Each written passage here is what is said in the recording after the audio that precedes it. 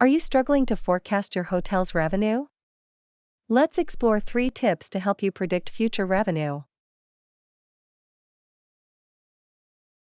First, analyze historical data to identify trends.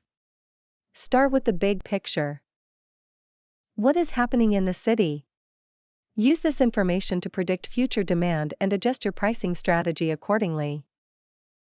You can get all this information from various sources, like from the news and by networking with other revenue managers in the city.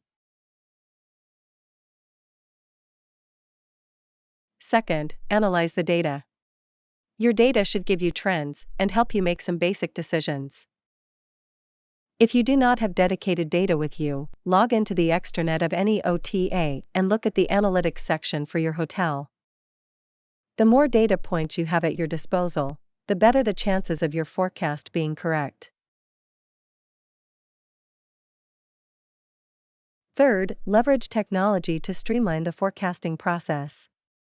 Tools like revenue management software can help automate the process and provide more accurate predictions. If you do not have access to revenue management tools, start by building data in spreadsheets like Excel or Google Sheets.